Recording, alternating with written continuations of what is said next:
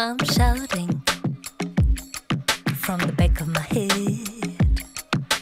Promises, goddesses, fairy tales, caresses only, so you stay. Look, I'm drowning. Na festival Viva Muzika 2024 prichádzame v prvom rade s obrovskou pokorou. Zároveň samozrejme krásnymi očakávaniami. Predstavíme vám nové skladby, veľkú časť nového albumu, debutového, ktorý vyjde na jeseň, a taktiež aj staré skladby v nových úpravách. I never knew it was so hard. Tak v prvom rade to pre mňa znamená obrovskú česť, pretože Viva Muziku som roky obdivovala ako divák a stáť dneska na tomto pódiu je pre mňa naozaj veľký deň, krásna oslava hudby. V podstate nie je to rituál, ktorý sa deje úplne tesne pred koncertom, ale dnes som si napríklad pustila album od Jany Kiršner s názvom Obyčajnosti, čo je pre mňa úplne meditačný album a vlastne si to vždy púšťam, keď potrebujem sa upokojiť.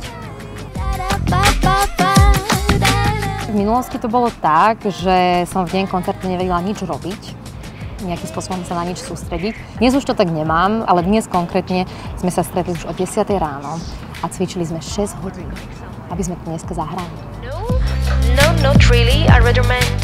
Asi neviem dať letné festivaly do jednej kategórie s Vivou, lebo mám pocit, že Viva je veľmi špecifická. Na letných festivaloch sa mi niekedy hrá ťažšie s hudbou, ktorú ja robím, ale mám pocit, že Viva prinesie úplne iné publikum, ktoré presne vie, na čo prišlo.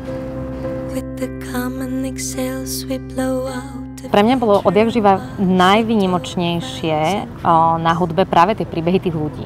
Často sa mi stáva, že po koncerte nielenže prídu ľudia nejakým spôsobom prejaviť, čo sa im to páčilo, ale povedia mi ich osobný príbeh.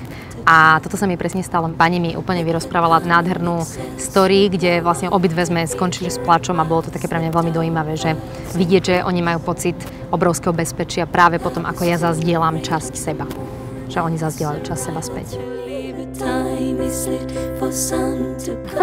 Všetko najlepšie, nech sú stále takým inšpiratívnym festivalom a nech stále prinášajú také klenoty, či z domu, alebo zo zahraničia, alebo myslím si, že naozaj je to veľmi výnimočný koncept a či už ja ako účinkujúca, alebo ako diváčka milujem byť jeho súčasťou.